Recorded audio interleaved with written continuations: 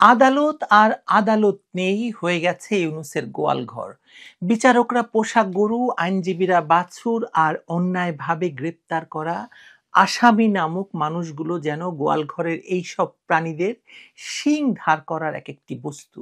বিগত ১৬ মাসের শাসনে আদালতকে যে হাল ইউনূস করেছেন তার প্রমাণ পাওয়া যায় আদালতে যখন মেজর জেনারেল জিয়াউল হাসানের আইনজীবীকে ধমকে ওঠেন অবৈধ ট্রাইব্যুনালের প্রধান প্রসিকিউটর তাজিল ইসলাম। আসুন, এই ঘটনা এবং পুরো বিচার ব্যবস্থাকে বাংলাদেশের মানুষের বিরুদ্ধে কিভাবে ইউনূস মহাজন ব্যবহার করছেন সেটাই বিস্তারিত আলাপ করি আজ।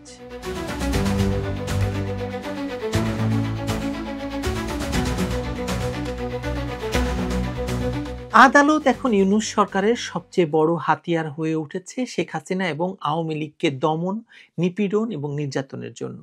এমনকি আদালতকে ব্যবহার করে মুক্তিযুদ্ধের পক্ষের যে কোনো মানুষকে হেনস্থা, সাজা এবং আক্রমণ করার ব্যবস্থাও করেছে এই সরকার।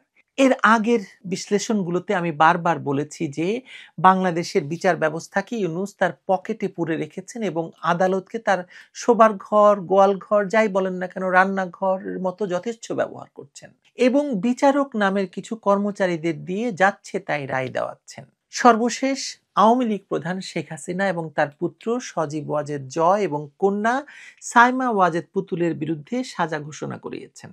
শেখ হাসিনাকে এরই মধ্যে মৃত্যুদণ্ডের শাস্তি দিয়েছে ডক্টর ইউনূসের অবৈধ আদালতের অবৈধ আইনের আওতায়। এখন তার সন্তানদের সাজা দেওয়া হলো যাতে তারা নির্বাচনে অংশ না নিতে পারেন। পুরো শেখ হাসিনার পরিবারকে নির্বাচন থেকে দূরে রাখার সমস্ত আয়োজন শেষ করে ফেলেছে তারা। এখন তো মনে হচ্ছে যে যে কোনো সময় হয়তো আওয়ামী লীগের উপর থেকে নিষেধাজ্ঞা তুলে নেওয়া হতে পারে, কারণ আওয়ামী লীগ অংশ নিতে পারবে কিন্তু শেখ হাসিনার পরিবার অংশ নিতে পারবে না। এই খেলা তো ইউনূস খেলে ফেলেছেন। যাই হোক, আজকে সেসব প্রশ্ন নয়। প্রশ্ন হলো ডক্টর মোহাম্মদ ইউনূসের সরকার আদালতকে কি বানিয়ে ফেলেছে, সেই প্রশ্নের উত্তর খুঁজবো আজকে। শুরু করি অবৈধ সরকারের অবৈধ ট্রাইব্যুনাল, আন্তর্জাতিক অপরাধ ট্রাইব্যুনালকে দিয়েই, যেখানে অবৈধ অধ্যাদেশকে আইন হিসেবে দেখিয়ে শেখ হাসিনাকে ফাঁসির রায় দেওয়া হয়েছে। গত সপ্তাহের ঘটনা, এই ট্রাইব্যুনালে মেজর জেনারেল অবসরপ্রাপ্ত জিয়াউল হাসানের মামলার শুনানিতে একটা সাধারণ আইনি তর্ক কোথায় নিয়ে যাওয়া হয়েছিল সেটা বোঝা যায় যে চিফ প্রসিকিউটর তাজুল ইসলামের আচরণ থেকে।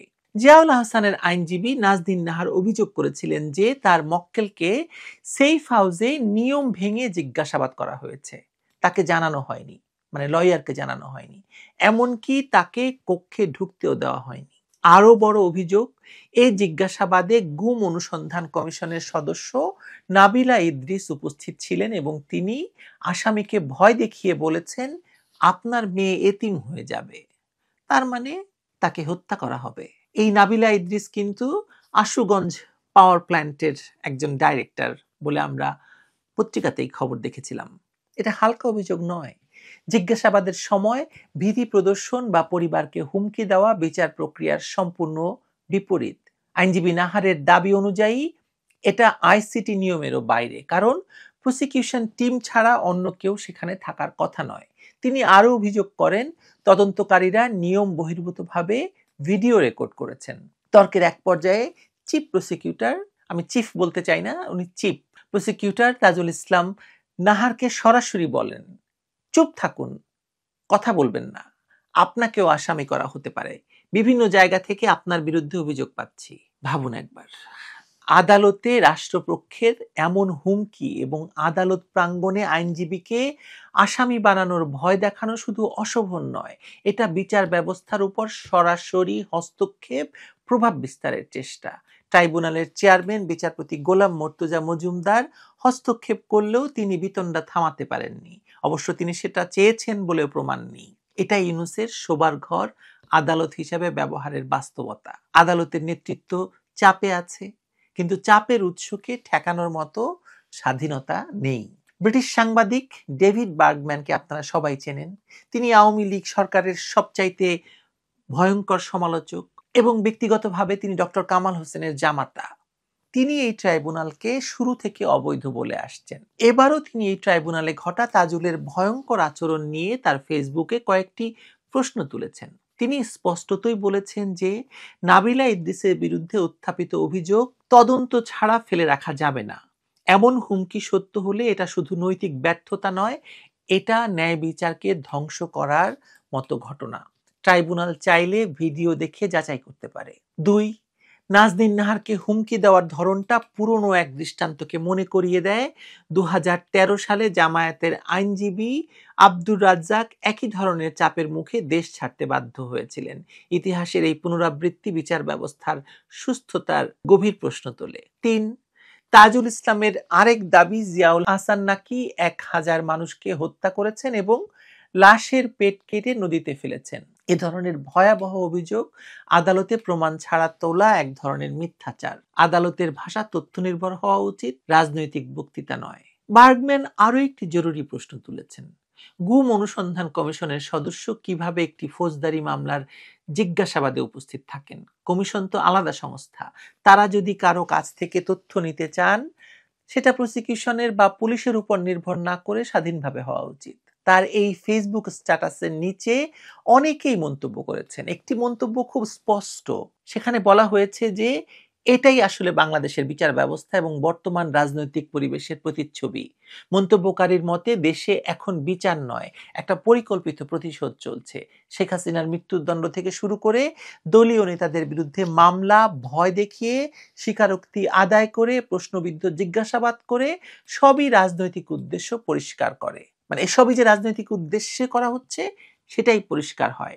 বিচার ব্যবস্থা পক্ষপাতদুষ্ট হয়ে গেলে আইনের শাসন কাগজে থাকে, বাস্তবে থাকে না। সর্বশেষ যে ঘটনাটি ঘটেছে এই সরকারের আদালতে সেটা বলি আপনাদের। ঠাকুরগাঁওয়ে আদালত প্রাঙ্গণে কয়েকজন বাউল এবং ভক্ত অনুরাগীদের উপর হামলার ঘটনা ঘটেছে। এতে অন্তত 4 জন আহত হয়েছেন। বুধবার দুপুর 2টার দিকে ঠাকুরগাঁও আদালত চত্বর এলাকায় এই ঘটনা ঘটে।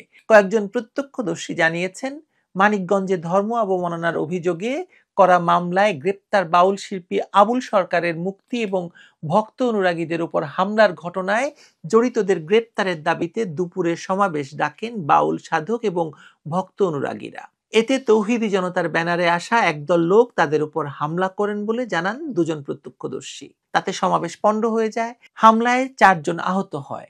তারা হলেন মোহাম্মদ মোখলেস, আলামিন হোসেন, বাবুল বাউলা এবং সানোয়ার হোসেন। বাউলদের আপনারা নিশ্চয়ই কোনো রাজনৈতিক দলে ফেলতে পারবেন না। একথা বলার জন্য যে রাজনৈতিক দলের ক্ষেত্রে সরকার এটা করতেই পারে। এবার দেখুন, কেবল আওয়ামী লীগ করার জন্য সরকারের বিচার বিভাগ, আদালত কি ভয়ঙ্কর আচরণ করে চলেছে গত 16 মাস ধরে। 2024 সালের 5ই আগস্ট মানে জুলাই সন্ত্রাসীরা ক্ষমতা দখলের পর থেকে পরিস্থিতি যেভাবে বদলে গেছে, আদালত প্রাঙ্গণ সেই পরিবর্তনের সবচেয়ে স্পষ্ট প্রতিচ্ছবি হয়ে দাঁড়িয়েছে। শেখ হাসিনাকে ক্ষমতাচ্যুত করার সঙ্গে সঙ্গেই আওয়ামী লীগের সাবেক মন্ত্রী, এমপি এবং নেতাদের বিরুদ্ধে চলমান মামলাগুলো হঠাৎ করেই উত্তেজনার কেন্দ্রবিন্দুতে চলে আসে। আদালতে হাজিরা দিতে গিয়ে অনেকে প্রকাশ্য হামলার মুখোমুখি পড়েছেন। আর এই সবকিছু ঘটেছে পুলিশের চোখের সামনে। তাদের পক্ষে দাঁড়ানো আইনজীবীরাও ছাড় পাননি, আর অনেকেই সরাসরি হামলার শিকার হয়েছেন। কেউ কেউ তো কাজই করতে পারছেন না হুমকি আর বাধার কারণে। বিচারকদের অবস্থাও ভালো নয়। হাইকোর্টের বিচারকের এজলাসে ডিম নিক্ষেপের ঘটনা ঘটেছে। আসামিদের হাত পেছনে বেঁধে আদালতে হাজির করা নিয়েও সমালোচনা কম হয়নি। আদালত এলাকায় আইনের শাসন অনেক জায়গায় ভেঙে পড়েছে। বাউল শিল্পী এবং সংসদ সদস্য মমতাজ থেকে সাবেক পররাষ্ট্রমন্ত্রী এবং শিক্ষামন্ত্রী ডাক্তার দীপুমণি, সংসদ সদস্য আরিফ খান জয়, সাংবাদিক শাকিল রূপা দম্পতি, সাবেক মন্ত্রী এবং সংসদ সদস্য সাবের হোসেন চৌধুরী, সাংস্কৃতিক ব্যক্তিত্ব আসাদুজ্জামান নূর এবং মন্ত্রীও ছিলেন তিনি, কারোরই জন্য আদালত প্রাঙ্গণ নিরাপদ ছিল না। সাবেক আইনমন্ত্রী আনিসুল হক তো পুলিশের সামনেই মারধরের শিকার হয়েছেন। বিচারকদের উপর হামলাও বারবার ঘটেছে এবং এসব ঘটনায় কাউকে সাজা বা শাস্তি দেওয়া হয়েছে বলে প্রমাণ নেই। বরং অভিযোগ আছে হামলাকারীদের মধ্যে অনেক আইনজীবী নিজেরাই যুক্ত। এর প্রভাব সবচেয়ে বেশি পড়েছে আইনজীবীদের উপর। আওয়ামী লীগের কোনো নেতার পক্ষে দাঁড়াতে শুরুতে প্রস্তুত ছিলেন না কোনো আইনজীবী। যারা পরে সাহস করে দাঁড়িয়েছেন তারাও হেনস্থা আর মামলা মোকদ্দমার ভেতর দিয়ে যাচ্ছেন। ব্যারিস্টার সাইদুল হক সুমনের পক্ষে যুক্তিতর্ক শেষে মিডিয়ার সামনে ব্রিফ করার সময় মারধরের শিকার হয়েছিলেন আইনজীবী মোর্শেদ হোসেন শাহীন। তার অফিস ভাঙচুর হয়, মামলা হয়, কিন্তু প্রতিকার হয়নি। এদিকে বিচার প্রক্রিয়ায় অসহযোগিতার অভিযোগও জমতে শুরু করেছে। কাগজপত্র না পাওয়া, শুনানির তারিখ দেরি করা, উদ্দেশ্য প্রণোদিত বাধা সৃষ্টি করা, আইনজীবীদের দাবি, এসব মিলিয়ে ন্যায় বিচার কঠিন হয়ে পড়েছে। জুনায়েদ আহমেদ পলকের আইনজীবী ফারজানা ইয়াসমিন রাখির কথায় ভয়টা এখন স্থায়ী হয়ে গেছে। আদালতে কথা বলতে বাধা আসে, কাগজপত্র সময় মতো মেলে না, আর মবের আশঙ্কা মাথায় রেখেই কাজ করতে হচ্ছে আইনজীবীদেরকে। একই সময় অন্য পক্ষের আইনজীবীরাও রেহাই পায়নি। কিন্তু বৈষম্য বিরোধী আন্দোলনের সময়ে ৭২ জন আইনজীবীকে কারাগারে পাঠানো হয়। চট্টগ্রামে চিন্ময় কৃষ্ণ দাস ব্রহ্মচারীর পক্ষে স্থানীয় কেউ দাঁড়াতে রাজি হয়নি। ঢাকার আইনজীবীরাও প্রথমে শুনানি করতে পারেননি। ভয়টা শুধু চট্টগ্রামে নয়, অভিযোগ অনুযায়ী আদালত ব্যবস্থা, এই অপব্যবস্থা সারা বাংলাদেশে ছড়িয়ে পড়েছে। বিচারকরাও চাপের বাইরে নাই। আইনজীবীদের হুমকি, এজলাসের ডিম নিক্ষেপ, এমনকি বিচারকের আচরণ নিয়ে সরাসরি অভিযোগ তুলে তাকে বেঞ্চ থেকে সরিয়ে দেওয়ার মতো ঘটনা ঘটেছে। আন্দোলনের সময় সুপ্রিম কোর্ট ঘেরাও করে প্রধান বিচারপতির পদত্যাগ দাবি এবং আদালতের পরিবেশকে নাড়িয়ে দিয়েছিল। পরে বিচারপতি বদলি এবং অস্ত্রের মুখে বিচারকদেরকে পদত্যাগ করানো হয়েছিল। বিচারিক ক্ষমতা স্থগিত করা হয়েছিল, নতুন নিয়োগ দেওয়া হয়েছে অবৈধ পন্থায়, এবং এখন তো দেওয়া হচ্ছে পদোন্নতি। সব মিলিয়ে বিচার ব্যবস্থা এক ভয়ঙ্কর অস্থির অবস্থার মধ্যে পড়েছে। এই অবস্থায়, এই পরিস্থিতিতে আদালতের নিরাপত্তার প্রশ্নের মুখে পড়তে বাধ্য হাইকোর্ট। তাই সব আদালত চত্বরে বিশেষ নিরাপত্তা বাহিনী গঠনের বিষয়ে রুল জারি করেছে। কিন্তু রিটকারী থেকে শুরু করে সাবেক বিচারকরা পর্যন্ত বলছেন আইন আছে, কিন্তু আইনের প্রয়োগ নেই। আর প্রয়োগ না হলে বিচার ব্যবস্থায় আস্থা ফেরানো সম্ভব নয়। আদালত এখন শুধু আইনি লড়াইয়ের জায়গা নয়, তা পরিণত হয়েছে রাজনৈতিক সন্ত্রাসের জায়গায়, ভয় এবং শঙ্কার কেন্দ্রস্থলে। এখান থেকে বেরিয়ে আসা ছাড়া ন্যায় বিচার টিকিয়ে রাখা কঠিন। বাংলাদেশের আদালত ধ্বংস হয়ে গেছে গত ১৬ মাসে, তার প্রমাণ সর্বত্র। এই তো ইউনূস সরকারের আদালত আর বিচার ব্যবস্থা।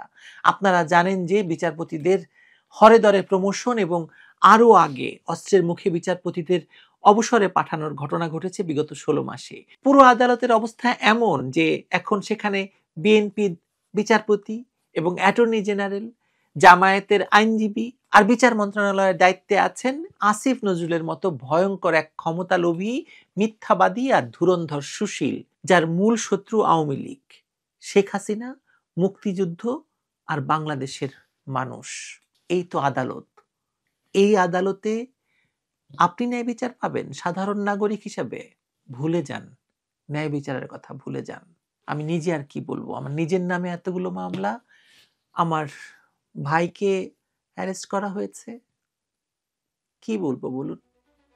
এই তো বাংলাদেশ।